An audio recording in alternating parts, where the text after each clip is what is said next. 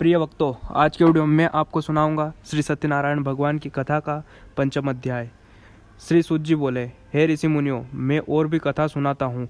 कौशलपुर में एक राजा था, तुंगध्वज। उसकी प्रजा उसकी छत्र छाया में आनंद पूर्वक रह रही थी।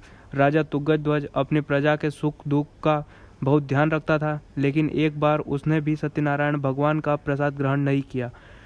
तब सभी को चिंताओं से मुक्त करने, धन संपत्ति से भंडार भरकर प्राणियों को जीवन के सभी सुख देने वाले श्री सत्यनारायण भगवान ने राजा को प्रसाद ग्रहण न करने का दंड दिया।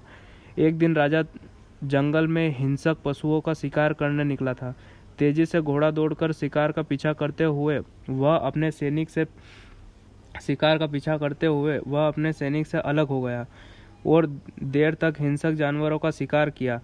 अतः कुछ देर विश्राम करने की इच्छा से वह बड़े वृक्ष के नीचे जाकर बैठ गया। समीप ही कुछ चरवाहे श्री सत्यनारायण भगवान की पूजा कर रहे थे।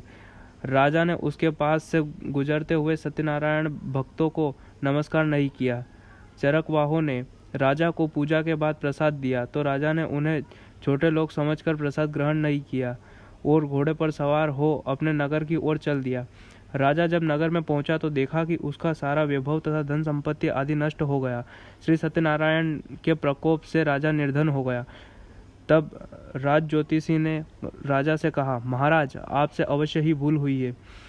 अगर आप उस भूल का पश्चाताप कर लें तो सब कुछ पहले जैसा हो जाएगा। राजा को तुरंत अपनी भूल का स्मरण हो गया।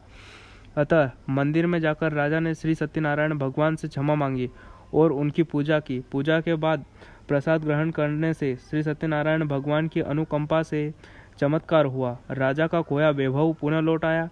श्री सत्यनारायण भगवान की अनुकंपा से जीवन के सभी सुखों का भोग करते हुए अंत में राजा वैकुंठ धाम को गया और मोक्ष को प्राप्त हुआ। श्री सत्यनारायण भगवान के व्रत पूजा को जो भी मनुष्य करता है उसके सभी दुख चिंताएं नष्ट होती है। उसके घर में धन धान्य के भंडार भरे रहते हैं। निसंतानों को संतान की प्राप्ति होती है और सभी मनोकामनाओं को प्राप्त कर मनुष्य अंत में मोक्ष को प्राप्त कर सीधे वैकुंठ धाम को जाता है।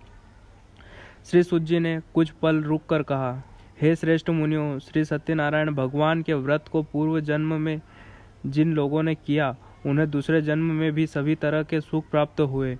वृद्ध सतानंद ब्राह्मण ने पूर्व जन्म में सत्यनारायण का विधिवत व्रत किया तो दूसरे जन्म में सुदामा के रूप में भगवान की पूजा करते हुए अंत में मोक्ष को प्राप्त कर वैकुंठ धाम को चला गया। उल्कामुख राजा अगले जन्म में राजा दशरथ के रूप में मोक्ष को प्राप्त करते हुए वैकुंठ धाम को गए। व्यापारी ने मोरध्वज के रूप में जन्म लिया और अपने पुत्र को आरे की चीरकर भगवान की अनुकंपा से वैकुंठ धाम को प्राप्त किया। राजा तुंगध्वज अगले जन्म में मनु के रूप में जन्म लेकर भगवान का पूजा पाठ करते हुए प्रिय लोक होकर सत्कर्म करते हुए मोक्ष को प्राप्त कर वैकुंठ धाम को चले गए।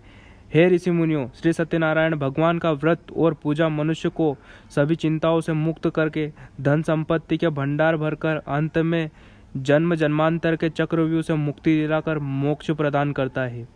इसी के साथ पंचम अध्याय समाप्त होता है।